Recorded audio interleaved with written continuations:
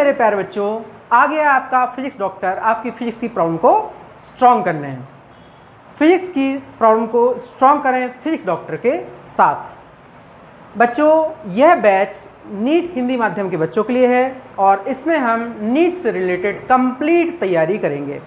तो बच्चों, आज शुरू करते हैं हम न्यूटन के गति के नियम। तो शुरू करते हैं, आ जाओ बच्चों।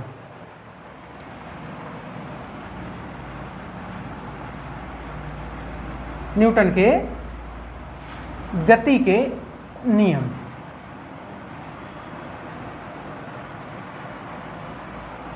बच्चों, हमें सबसे पहले देखना है जड़त्व। जड़त्व को बच्चे इंग्लिश में बोलते हैं इनर्शिया। बच्चों, जड़त्व किसी भी वस्तु का वह स्वभाव है जिसके कारण वस्तु अपनी वर्तमान स्थिति में परिवर्तन का विरोध करती है। तो बच्चों, जिस भी वस्तु में द्रव्यमान होगा उसमें जड़त्व होगा। ठीक है, तो जड़त्व किसकी प्रॉपर्टी हो गई? जड़त्व प्रॉपर्टी हो गई किसी द्रव्यमान की। उससे वो क्या करता है? उससे वो अपनी वर्तमान स्थिति का विरोध, वर्तमान स्थिति के परिवर्तन का विरोध करेगा। ठीक है बच्चों, तो जड़त्व जो होता है ना बच्चे, उसको हम क्या लिखेंगे? जड़त्व किसी वस्तु का वह गुण है जिससे या जिसके कारण वस्तु अपनी वर्तमान स्थिति का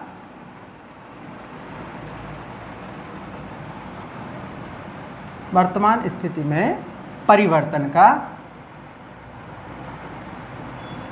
विरोध करती है। ठीक है, तो बच्चों ये चीज आपने क्लास 9th में भी पढ़ी होगी। ठीक है, अब बच्चों हम जड़त्व के प्रकार देखें। जड़त्व के प्रकार, ठीक है बच्चों, तो जड़त्व कितने प्रकार का होता है? देखो, अगर कोई वस्तु रुकी हुई है, कोई वस्तु क्या बच्चे? रुकी हुई है, मतलब विराम अवस्था में है, तो बेटा ये कहलाएगा विराम अवस्था का जड़त्व। ठीक है, बेटा पहला क्या हो जाएगा? विराम अवस्था का जड़त्व। विराम अवस्था का जड़त्व। ठीक है, इसको जो इंग्लिश में हम लिखेंगे इनर्शिया ऑफ रेस्ट। ठीक है, तो बच्चों इसमें क्या होगा? वस्तु जो होगी वर्तमान स्थिति में रुकी हुई होगी। वस्तु कैसी होगी? वर्तमान स्थिति में रुकी हुई होगी। तो बेटा यह हम बोलेंगे वस्तु दिए गए समय पर विराम अवस्था में होगी। ठीक है, तो बच्चे ये ध्यान रखना, विराम अवस्था का जड़त्व कब बोलेंगे? जब वस्तु की प्रारंभिक स्थिति क्या हो? विराम अवस्था की। जैसे एक मोटरसाइकिल है, मोटरसाइकिल पर बच्चे कोई बच्चा बैठा है और अगर आप गाड़ी स्टार्ट कर देते हो और सडनली बढ़ा देते हो तो जो पीछे बैठा हुआ बच्चा है वो गिर जाता है। क्यों गिर जाता है? क्योंकि जो बच्चा है वो विराम अवस्था में है।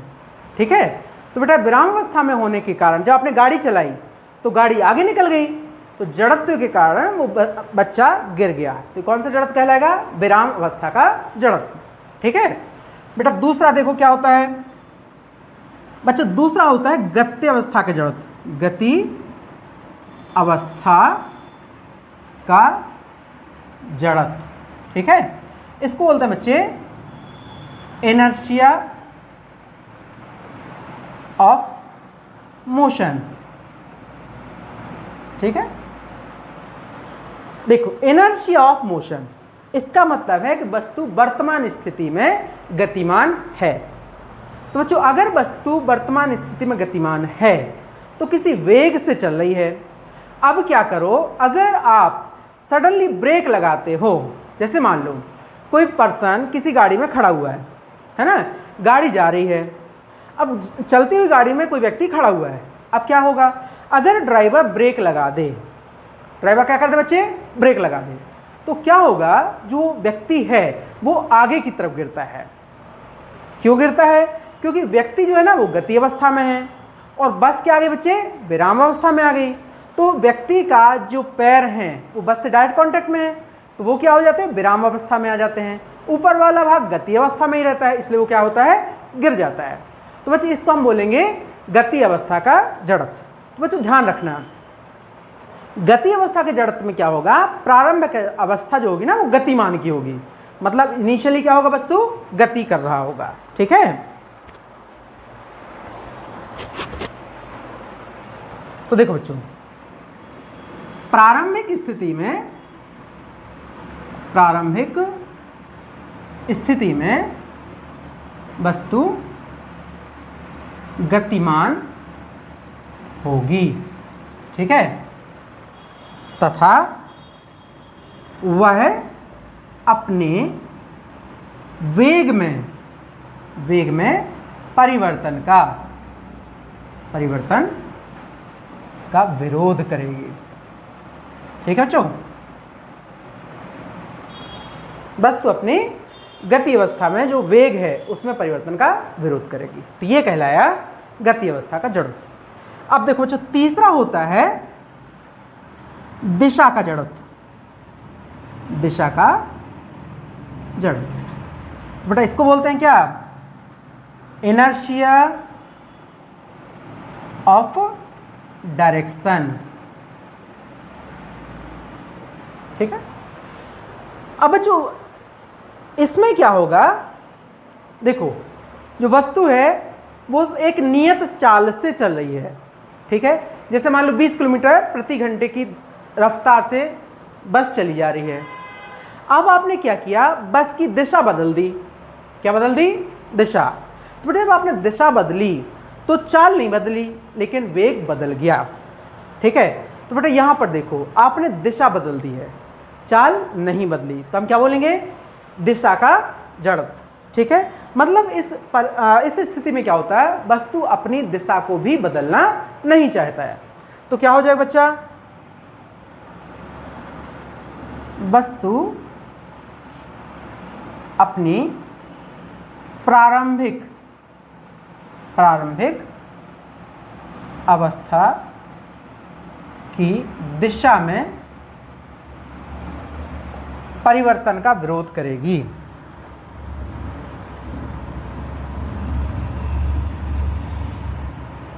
परिवर्तन का विरोध करेगी। ठीक है, तो देखो बच्चों इन शॉर्ट अगर हम देखें तो हमने जड़त्व पढ़ा। जड़त्व क्या होता है, जड़त्व होता है वस्तु अपनी प्रारंभिक स्थिति में परिवर्तन का विरोध करती है और जिस भी वस्तु में द्रव्यमान है उस वस्तु में जड़त्व होगा। फिर देखो हमने क्या पढ़ा, जड़त्व कितने प्रकार का है। तो बच्चों देखो पहला हुआ विराम अवस्था का जड़त्व। ठीक है, इनर्शिया ऑफ रेस्ट, तो वस्तु दिए गए समय पर क्या होती बच्चे, विराम अवस्था में होगी, मतलब वो रेस्ट पे है बच्चे। ठीक है, दूसरा है गति अवस्था का जड़त्व। गति अवस्था में क्या होगा बच्चे, प्रारंभिक स्थिति में वस्तु गतिमान है तथा वह अपने वेग में परिवर्तन का विरोध करेगी। अब वेग में क्या होता है बच्चे, दिशा भी इंक्लूड हो जाती है, इसलिए कई जगह सिर्फ ये दो जड़त्व पढ़ाए जाते हैं। ठीक है, तो आप चाहे यहाँ ये बोल सकते हैं कि अपनी जो चाल है उसमें परिवर्तन का विरोध करेगी। ठीक है, तीसरा होता है बच्चे दिशा का जड़त्व, इनर्शिया ऑफ डायरेक्शन, मतलब अगर कोई वस्तु चल रही है, आप उसकी चाल को बिना परिवर्तित किए सिर्फ दिशा बदलेंगे तो उसका भी वो विरोध करती है। ठीक है, तो पहले का उदाहरण है कि जैसे मान लो कोई बुलेट चला रहा है, मान लो कोई एक बाइक पे बच्चा बैठा है, बाइक स्टार्ट हुई, बच्चा पीछे गिर गया, पहला वाला जड़त्व हुआ। अगर मान लो कोई बस में खड़ा हुआ है, बस जा रही है, ड्राइवर ने ब्रेक लगाए, वो पर्सन आगे की तरफ गिरा, गति अवस्था का जड़त्व। तीसरा देखो दिशा का जड़त्व, बस तो जा रही है, सडनली अगर ड्राइवर बस को मोड़ देता है तो पर्सन गिरता है, ये होता है दिशा का जड़त्व। ठीक है, तो आई होप बच्चों आपको ये तीनों चीजें समझ में आ गई होंगी। है ना, इसको नोट कर लो, फिर आगे बढ़ते हैं। तो बच्चों अभी हमने पढ़ा जड़त्व और जड़त्व के प्रकार, ठीक है। अब बच्चों हम पढ़ रहे हैं संवेग, ठीक है। क्या पढ़ रहे हैं? संवेग। देखो इसको बच्चे रेखीय संवेग भी बोलते हैं और इंग्लिश में बोलते हैं लीनियर मोमेंटम, लीनियर मोमेंटम, ठीक है। बच्चों यह किसी वस्तु की गति की मात्रा को बताता है, ठीक है। यह किसी वस्तु की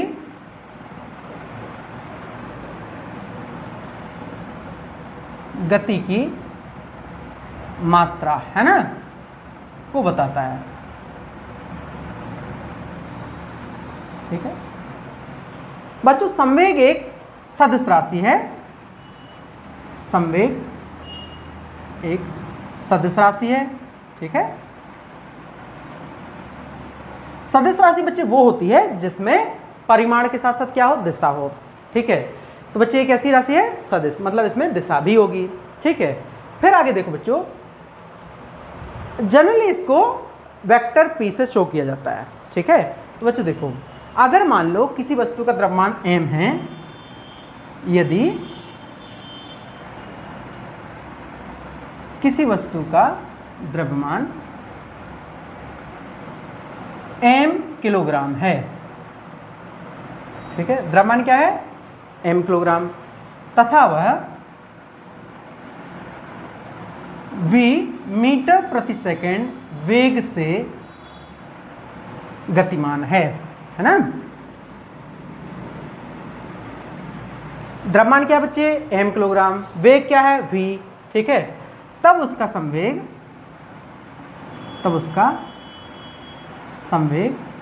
बच्चे संवेग को दर्शाया जाता है वेक्टर p से, और ये होता है m इंटू वेक्टर v, ठीक है।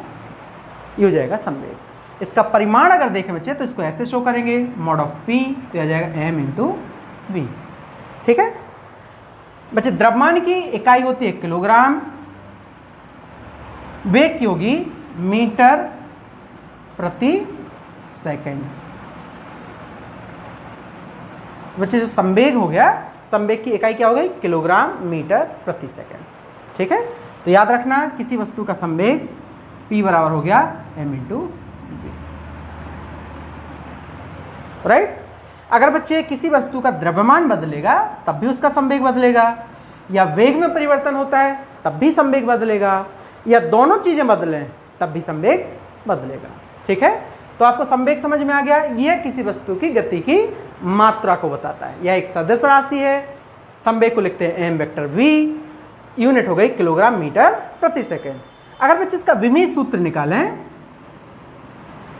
विमीय सूत्र, तो विमीय सूत्र आएगा m द्रव्यमान है, ठीक है, इसको कैपिटल M लिखेंगे, वेग का होता है L-T-1। तो बच्चे इसका विमीय सूत्र होगा m/L-T-1, ठीक है। तो बेटा ये हमने संवेग कर लिया, इसको नोट कर लो, फिर आगे बढ़ते हैं।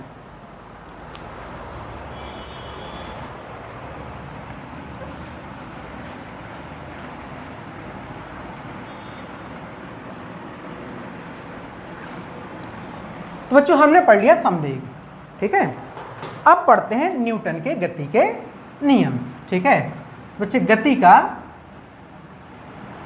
प्रथम नियम, ठीक है। बच्चे गति के प्रथम नियम को जड़त्व का नियम भी बोलते हैं, जड़त्व का नियम, ठीक है। बच्चे जड़त्व का प्रथम नियम क्या बताता है? यदि कोई वस्तु विराम अवस्था में है तो वह विराम अवस्था में ही रहेगी, अथवा यदि वस्तु गति अवस्था में है तो वह उसी वेग से गतिमान रहेगी। उसी वेग से गतिमान रहेगी का मतलब है उसी चाल से उसी दिशा में चलती रहेगी। कब तक चलती रहेगी बच्चों? जब तक उस पर कोई बाह्य बल ना लगाया जाए, ठीक है, जब तक उस पर कोई बाह्य बल ना लगाया जाए, ठीक है। और वो बाह्य बल बच्चे 0 नहीं होना चाहिए। ठीक है, तो इसको लिखते हैं, यदि कोई वस्तु विराम अवस्था में है, विराम अवस्था में है, तब वह विराम अवस्था में ही रहेगी।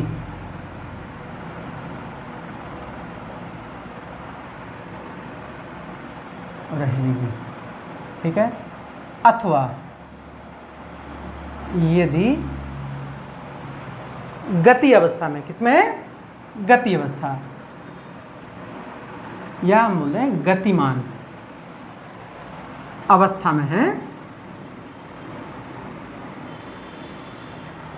ठीक है, गतिमान अवस्था में तो क्या रहेगी बच्चे, उसी वेग से गतिमान रहेगी, तब उसी वेग से गतिमान रहेगी। कब तक रहेगी, जब तक उस पर कोई बाह्य बल ना लगाया जाए। ठीक है,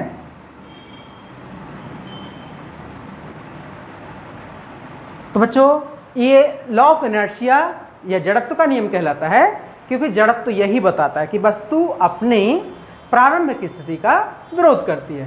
तो बच्चे जड़त्व का प्रथम नियम यही है। ठीक है, अब पढ़ते हैं बच्चों गति, इसका गति का दूसरा नियम है ना, तो गति का दूसरा नियम। ठीक है,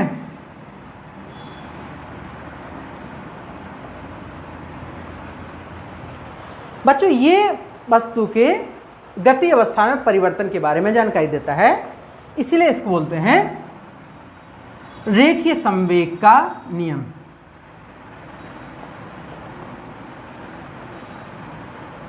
ठीक है, न्यूटन की गति के द्वितीय नियम को रेखीय संवेग का नियम भी कहते हैं। अब ये क्या बताता है बच्चों, ये बताता है कि किसी वस्तु का रेखीय संवेग में परिवर्तन की दर उस पर लगाए गए बाह्य बल के अनुक्रमानुपाती होती है। ठीक है, तो क्या हुआ, जो रेखीय संवेग में परिवर्तन हो रहा है ना बच्चे, तो उसकी जो दर होगी, परिवर्तन की दर, वो किस पर निर्भर करती है, बाह्य बल पर निर्भर करती है। जितना ज़्यादा बाह्य बल लगाओगे उतना ज़्यादा रेखीय संवेग परिवर्तित होगा। ठीक है, तो बेटा ये हो गया किसी वस्तु के रेखीय संवेग में, रेखीय संवेग में परिवर्तन की दर उस पर लगाए गए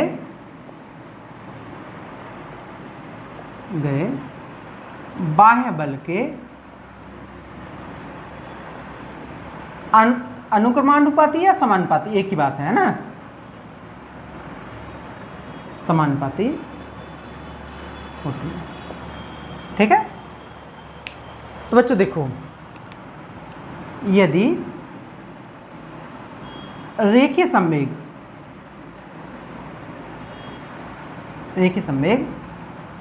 में परिवर्तन कितना है, डेल्टा पी, ठीक है, तथा समय अंतराल, बच्चों समय अंतराल क्या ले लें, डेल्टा टी ले लें। ठीक है, डेल्टा टी सेकेंड है। ठीक है, तब लगाया गया बाह्य बल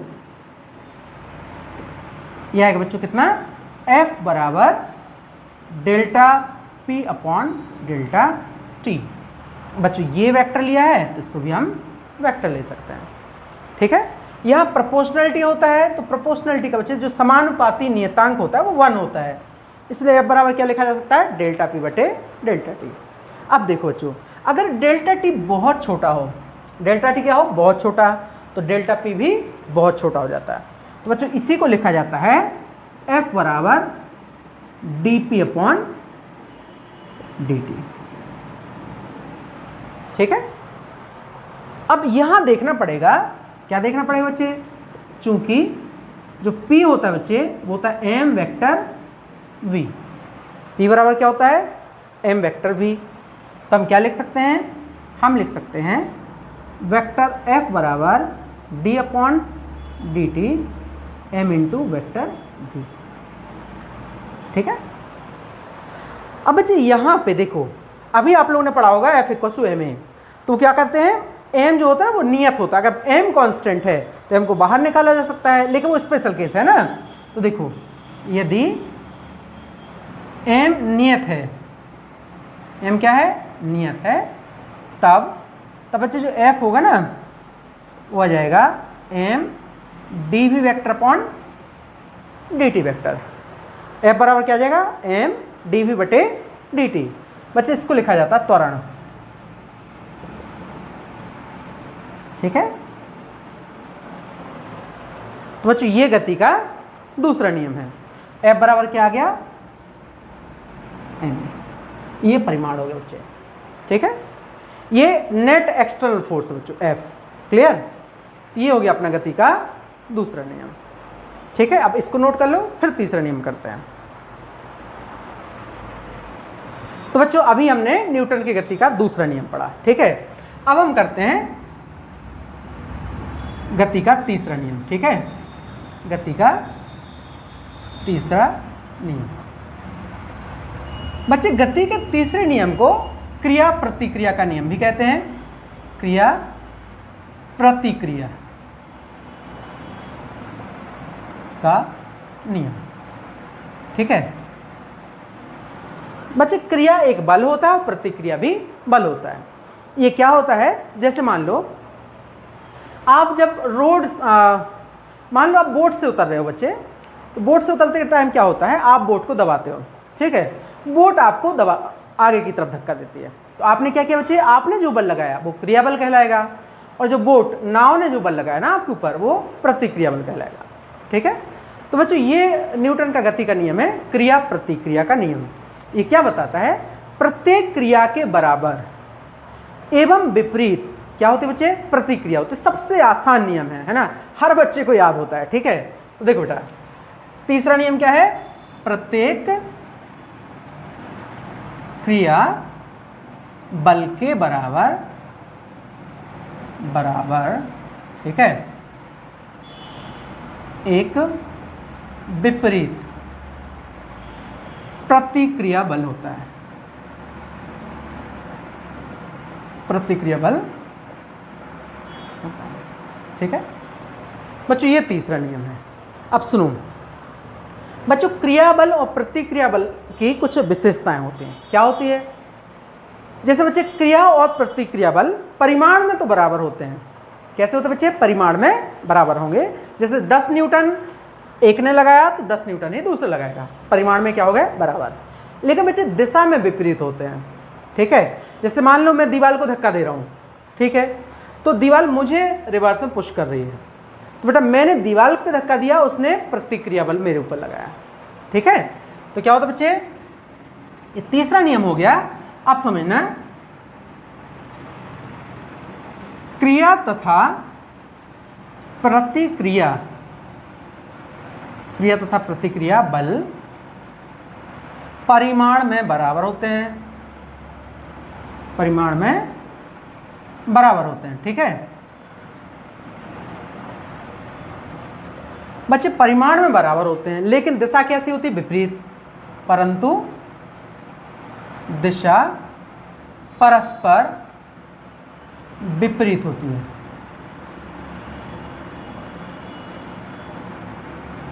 परिमाण में बराबर है परंतु दिशा परस्पर विपरीत होती है। ठीक है। लेकिन ये एक दूसरे को क्या नहीं करते बच्चे, कैंसिल नहीं करते हैं, है ना। ठीक है। निरस्त नहीं करते हैं, निरस्त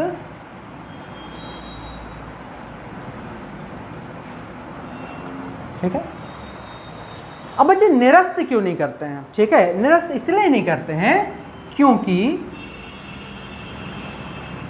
यह बल अलग अलग वस्तुओं पर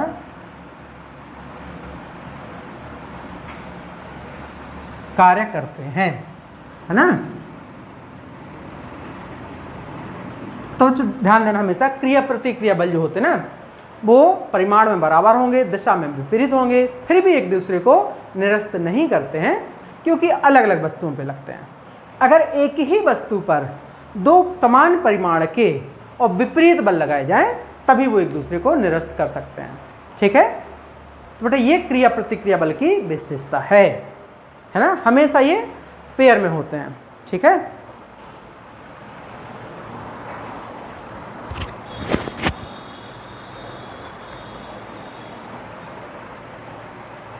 तो बेटा ये क्रिया प्रतिक्रिया के नियम हो गया। अब आगे करते हैं। तो बच्चे क्रिया प्रतिक्रिया नियम के जो उदाहरण हैं ये वही हो गया कि अगर घोड़ा है ना, घोड़ा गाड़ी को खींचता है, कैसे खींचता है, घोड़ा जमीन पे बल लगाता है, जमीन उसको धक्का देती है, तब जाके घोड़ा आगे भाग पाता है, ठीक है। कोई व्यक्ति नाव से उतर रहा होता है, नाव को नीचे दबाता है, नाव उसको आगे दबा देती है, उतर जाता है। लेकिन बच्चों यही कारण है कि पानी पर चलना संभव नहीं है, क्योंकि पानी पे जब आप पैर रखोगे और उसको दबाओगे तो पानी दबता जाता है, हट जाता है। तो बच्चे वो आपको क्या नहीं देता है, प्रतिक्रिया बल नहीं देता है, ठीक है। कीचड़ में इसीलिए बच्चे चल नहीं पाते हैं क्योंकि आपको क्या नहीं मिलती है, प्रतिक्रिया बल नहीं मिलती है, ठीक है। तो आपको चलने के लिए या खड़ा होने के लिए क्या जरूरत है, प्रतिक्रिया बल की आवश्यकता होती है, ठीक है।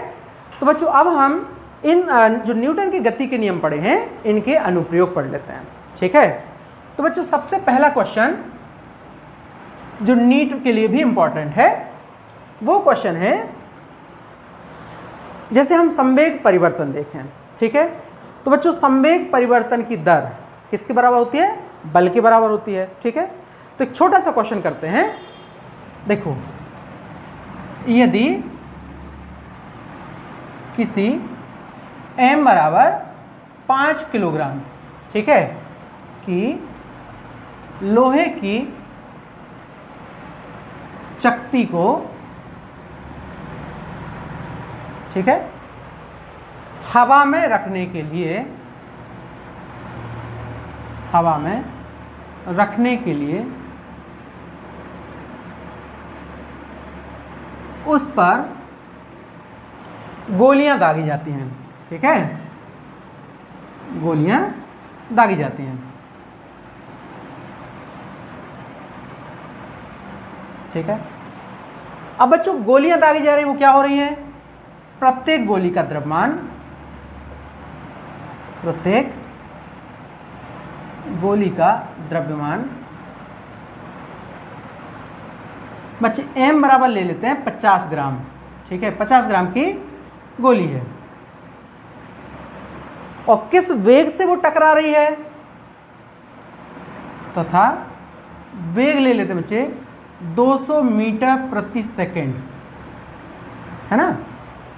अच्छा गोली अगर डिस्क से टकराने के बाद रुक जाती है, ठीक है, तथा गोली चकती से टकराने के बाद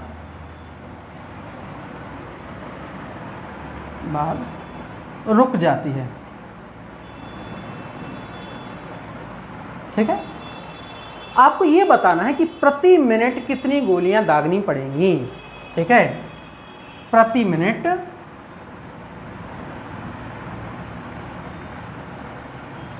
कितनी गोलियां दागनी पड़ेंगी, ठीक है। ये बच्चे क्वेश्चन है, ठीक है। तो देखो क्या सिचुएशन बच्चों, ये अगर हमारे पास एक डिस्क है, ठीक है, इस डिस्क पर आप क्या कर रहे हो, बुलेट हिट कर रहे हो। तो बच्चे इसको कोई सपोर्ट नहीं दे रखा है डिस्क को, इसका द्रव्यमान है m बराबर 5 किलो, ठीक है। ये बच्चे इसका द्रव्यमान स्मॉल m है कितना, 50 ग्राम, ठीक है। इसका जो वेग है, मान लो बच्चे वेग u हो गया, ठीक है, कितना हो गया u बराबर 200 मीटर प्रति सेकंड। अब ये इस पर टकराएगा और टकरा के गोली क्या हो जाती है, रुक जाती है, मतलब गिर जाएगी फिर, ठीक है। ये बताना है कि इस पर प्रति मिनट कितनी गोलियां दागनी पड़ेंगी, ठीक है। तो बच्चों अगर हम देखें कि इस पे n गोलियां प्रति सेकंड निकाल दो पहले, ठीक है। देखो यदि प्रति सेकंड n गोलियां दागी जाती हैं, ठीक है, तब प्रत्येक गोली के संवेग में परिवर्तन, बेटा प्रत्येक गोली के संवेग में परिवर्तन जो आएगा, मान लो डेल्टा पी आ गया, तो ये होता है P final minus P initial, ठीक है। तो ये होगा बच्चे एम और अंतिम वेग ऋण प्रारंभिक वेग। तो बच्चे अंतिम वेग मान लो एम, यहां पे रुको, द्रव्यमान एम है, अंतिम वेग मान लो 0 और प्रारंभिक वेग क्या है v, ठीक है। इसको v लिख सकते हो आप या u लिख लो, कोई प्रॉब्लम है ना। तो बच्चे एक गोली का कितना द्रव्यमान चेंज हुआ, इसको मैं डेल्टा P1 कर रहा हूँ, ये वो बच्चे minus m into v. Minus sign क्यों आया, क्योंकि अंत में रुक गई थी। तो बच्चे इतना ही वेग एक गोली किसको देगी, संवेग इसको देगी, डिस्क को। तो बच्चे इसका जो परिवर्तन हुआ माइनस एम भी हुआ, इसका जो परिवर्तन होगा वो प्लस एम भी होगा, ठीक है। तो हम क्या बोलेंगे, अतः प्रति सेकंड गोलियों द्वारा चकती को दिया गया संवेग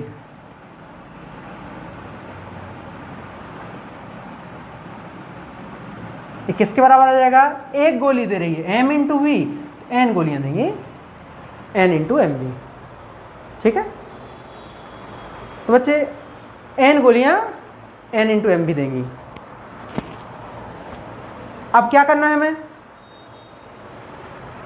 अब बच्चों देखो, चूंकि जो f होता है बच्चे वो होता है dp अपॉन dt, है ना। अब हमने प्रति सेकंड कहा तो dt क्या हो गया, 1 सेकंड, है ना। तो बच्चों हम ये बोल सकते हैं, देखो इसको अगर हम बनाएं तो बच्चे इस पर mg बल लग रहा होगा नीचे, इसका चकती का द्रव्यमान कितना है m, तो बच्चे ग्रेविटी कितना फोर्स लगा रही होगी, mg नीचे की तरफ, ठीक है। और इसके कारण गोलियों के कारण जो बल लग रहा है ना बच्चे, वो लग रहा है n m इंटू वी। तो n m v ऊपर लग रहा है, n m v। तो बच्चों हवा में लटकाए रखने के लिए चकती को mg का मान किसके बराबर होना चाहिए, n इंटू एम वी के बराबर, ठीक है। तो हम क्या लिखेंगे, अतः mg बराबर हो गया n m v, बेटा इससे n आ जाएगा mg upon m into v. ये जो बुलेट्स आएंगे प्रति सेकंड आएंगे, है ना। अगर इसमें हम 60 से मल्टीप्लाई कर दें, क्योंकि एक मिनट में 60 सेकंड होते हैं, तो अगर 60 से गुणा कर दें तो हमें ये पता चल जाएगा कि प्रत्येक मिनट कितनी गोलियां दागी जा रही हैं, ठीक है। तो बच्चे उसकी न्यूमेरिकल वैल्यू निकालते हैं। देखो ये बच्चे डायरेक्टली नीट में पूछा गया क्वेश्चन है ना। और आपको ये पूरा नहीं करना है, आपको सीधा सीधा क्या याद रखना है कि जो बल लगाएगा वो n इंटू एम बी लगाएगा, ठीक है। कितना लगाएगा, n इंटू एम बी, बस इतना याद रखना है। तो बच्चों यहां मैं वैल्यू रख रहा हूं,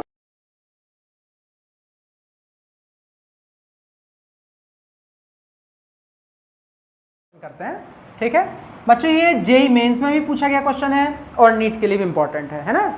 नीट और JEE mains almost same level पे होते हैं बच्चों। तो अगर आप चाहते हो कि नीट में अच्छा रैंक लेके आओ, जिसमें कोई गवर्नमेंट कॉलेज मिल सके, तो आप कोशिश करिए कि नीट प्लस मतलब आपको जेई मेंस लेवल तक की प्रॉब्लम्स बनना चाहिए, ठीक है। तो बेटा ये इंपॉर्टेंट क्वेश्चन है। यदि किसी पानी के पाइप, ठीक है, से v वेग से पानी निकल रहा है, पानी किस वेग से निकल रहा है बच्चों? v वेग से, ठीक है। पाइप का क्षेत्रफल दे रखा है,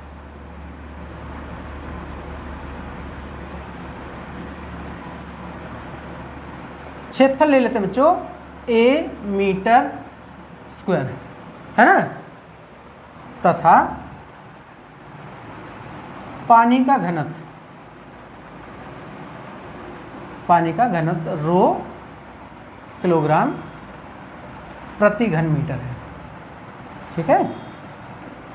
ये तो बच्चों ये पूछा जाता है कि पाइप को पकड़ने वाले को कितना बल लगाना पड़ेगा ताकि पाइप ना घूमे, कहीं जाए ना, है ना। तब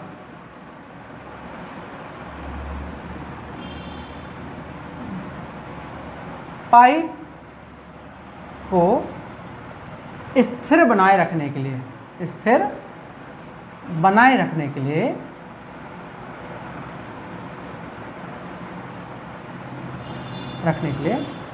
उस पर कितना बल लगाना पड़ेगा?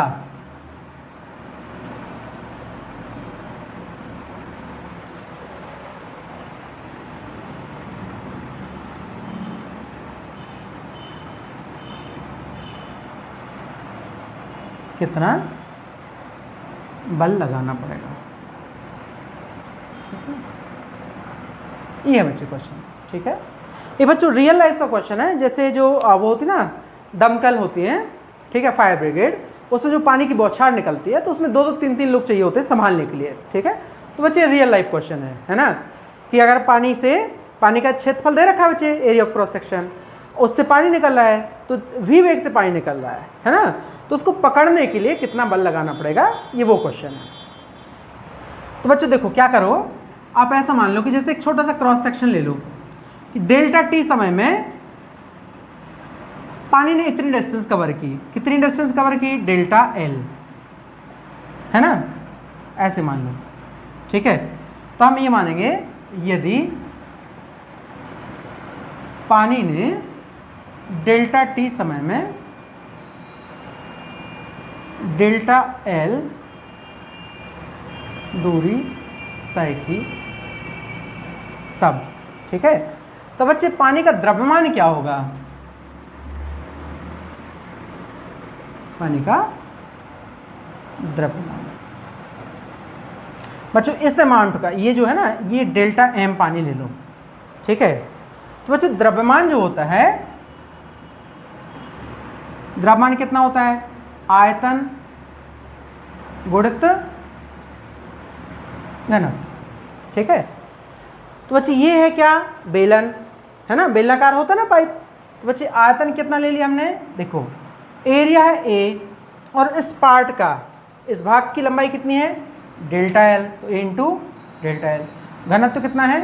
रो। बच्चों ये क्या आ गया? डेल्टा एम, ठीक है। डेल्टा एम क्या है बच्चे? a delta L into rho. इतना पानी बह रहा होगा। तो बच्चों अब देखो, अतः हमें f निकालना होता है। क्या निकालना होता है? f। ये होता है बच्चे delta m upon delta t, delta p upon delta t, ठीक है। तो बच्चे ये हो जाएगा f बराबर delta m upon delta t into v। v बराबर m होता है ना बच्चे। तो कितना पानी लिया हमने? Delta m। किस वेग से जा रहा है? v वेग से। तो अब इसकी वैल्यू पुट कर दो, ठीक है। तो ये हो जाएगा बच्चे f बराबर a delta l rho delta t into v. तो यहाँ से मिल जाएगा हमें f बराबर a, अब देखो बच्चों delta l upon delta t क्या हो गया? वेग हो गया ना। a into v into rho into v, कितना आ गया? Rho a into v square, ठीक है। वो चीज़ ध्यान रखना, F कितना जाएगा, rho a into v square, इतना बल लगाएगा बच्चों। ठीक है, तो बेटा कितना बल लगाना पड़ेगा, F बराबर रो ए इंटू वी स्क्वायर, है ना। तो बेटा सुनो, इसमें जब जेईई में क्वेश्चन पूछा गया था तो उन्होंने क्या किया था, इस पानी की बौछार को एक बड़े से बॉक्स के ऊपर मारा था और ये पूछा था कि उस बॉक्स का त्वरण क्या होगा।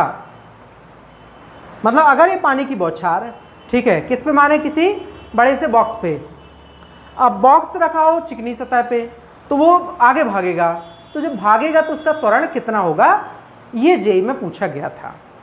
ठीक है, तो बेटा ये मैं नोट करके लिखा देता हूं, यदि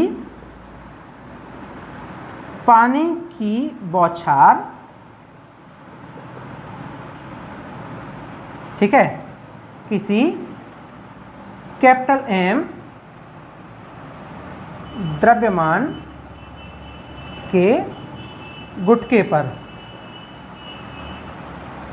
मतलब ब्लॉक पर, ठीक है, क्षैतिज दिशा में,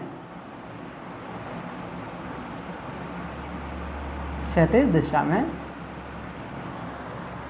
यदि पानी की बौछार किसी M द्रव्यमान के गुटके पर क्षैतिज दिशा में मारी जाती है ना, और गुटका कहाँ रखा है बच्चे, चिकनी सतह पर, है ना, तथा गुटका चिकनी सतह पर, चिकनी रखा है ना, तब उसका त्वरण क्या होगा, है ना, तब उसका त्वरण कितना होगा बच्चे, A मीटर प्रति सेकंड स्क्वायर होगा, जहां A क्या होगा बच्चे, त्वरण होता है बल बटे द्रव्यमान। तो देखो जैसे ये बॉक्स है, इसमें बच्चे ये पानी की बौछार मार रहे हैं हम, ठीक है, मान लो ये जो पानी की बौछार है ये घलने के बाद पानी रुक जाता है, तो बेटा इसका द्रव्यमान m है, इसके कारण ए त्वरण पालेगा ब्लॉक, और इसका इस पे बल कितना लग रहा है बच्चे, कैपिटल F लग रहा है ना, तो त्वरण कितना हो जाएगा, A बराबर F बटे M। बच्चा F का मान ये रख देना, ठीक है, तो A आ जाएगा rho A V square upon M, इतना आंसर आएगा मीटर प्रति सेकंड स्क्वायर, है ना। तो बच्चों अगर आपसे यहां तक पूछा, कई बार पूछा गया क्वेश्चन, है ना, तो rho a into v square कर लेना, और अगर आपसे ये वाला पूछा गया जो जेईई में पूछा गया था आगे, कि ये ब्लॉक है जो चिकनी सतह पे रखा है उस पे पानी मार रहे हैं, है ना, तो उसका क्या त्वरण होगा, तो rho A V square upon M, इससे भाग दे देना, ठीक है। तो बेटा ये क्रिया प्रतिक्रिया के नियम से बेस्ड है। अच्छा, एक बार नीट में ये पूछा गया था कि न्यूटन के 3 नियम हैं, है ना, उसमें सबसे फंडामेंटल जो मुख्य नियम है वो कौन सा है, जिससे आप बाकी 2 नियम को समझा सकते हो। तो बेटा जो मुख्य नियम है वो है न्यूटन की गति का दूसरा नियम। कौन सा नियम है, दूसरा नियम, क्योंकि वही बताता है कि जो संवेग में परिवर्तन की दर है वो लगाए गए बाह्य बल के अनुक्रमानुपाती होती है, ठीक है। तो बेटा आपको मैंने अभी बताया है न्यूटन के नियम, उसके अनुप्रयोग, ठीक है, संवेग में परिवर्तन निकालना और ये क्वेश्चन, ठीक है। इसके बाद बच्चों हम नेक्स्ट लेक्चर में पढ़ेंगे, ओके।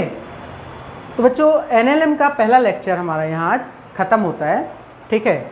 इसमें हमने न्यूटन के तीनों नियमों का अनुप्रयोग पढ़ लिया है, ठीक है। और बच्चों आई होप कि इस चैनल से आपको अभी हमारा जो आज का लेक्चर रहा कुछ ना कुछ हेल्प ज़रूर मिली होगी। अगर कहीं कोई डाउट रह जाता है तो आप कमेंट करके ज़रूर लिखिएगा। और बच्चों अगर ये लेक्चर समझ में आया है, पसंद आया है तो लाइक करिएगा। और बच्चों क्लास नोट्स, क्वेश्चन प्रैक्टिस एवं अन्य महत्वपूर्ण जानकारियों के लिए आप हमारे टेलीग्राम चैनल को ज्वाइन जरूर कर लीजिएगा, जिसकी लिंक डिस्क्रिप्शन में दी गई है। ठीक है बच्चों? तो बच्चों आखिरी में इतना ही कहना चाहूँगा, जब सो रहे होंगे सब तब भी तुझे जागकर पढ़ना ही होगा। बड़ा सपना तूने देखा है, उसे पूरा करने के लिए तुझे को दिन रात खुद से लड़ना ही होगा। थैंक यू, मिलते हैं नेक्स्ट क्लास में और अगला लेक्चर शुरू करेंगे। ओके।